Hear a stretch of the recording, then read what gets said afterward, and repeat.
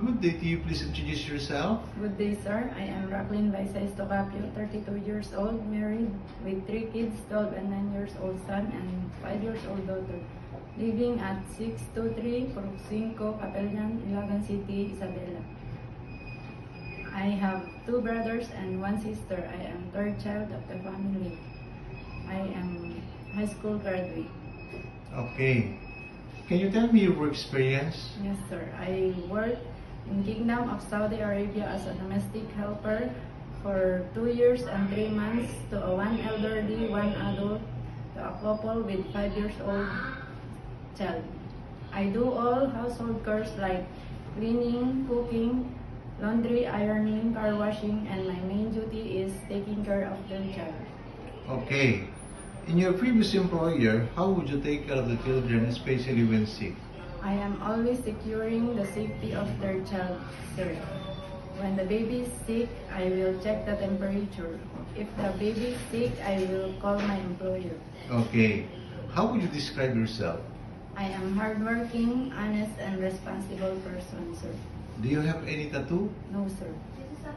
Do you have surgery or serious sickness before? No, sir. Do you have an allergy to certain food? No, sir. Do you smoke and drink alcohol? No, sir. Why do you want to work abroad? I wanted to work abroad to provide my family, especially my children, and also to be financially stable in the future. Okay. If you get hired, you will take care of your children. My husband, my parents, and in-laws. If you're homesick, what would you do? I will focus myself and remind that I need this job for my family. Okay. What time do you usually sleep and wake up when you were working? I usually sleep around 10 p.m. after my work is done, and I wake up around 5 a.m. sir. Okay. Are you the one who do the cooking and marketing at home? Yes, sir. Sometimes kids are super active and they tend to be out of control. How would you control your temper? I will be more patient and calmer when dealing with them, sir. Okay. Do you accept no day off but to be paid instead by your employer? Yes, sir. When you visited the parents, relatives, and friends of your employer, will you help and do the housework there? Yes, sir. Can you promise not to lend money in Hong Kong? Yes, sir. Are you scared of dogs and cats? No, sir. Are you willing to share a room with kids? Yes, sir.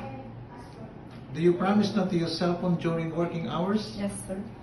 Do you promise to finish your contract? Yes, sir. And I'm willing to extend if needed.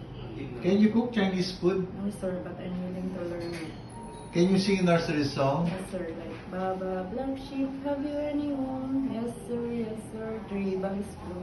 1 for the master, 1 for the dame, and 1 for the little boy who lives down the lane. Okay, what is your message to your future employer? Good day, sir, ma'am. Hope you select me as your helper.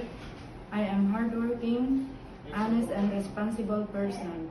I promise to serve your family with all my best. Thank you.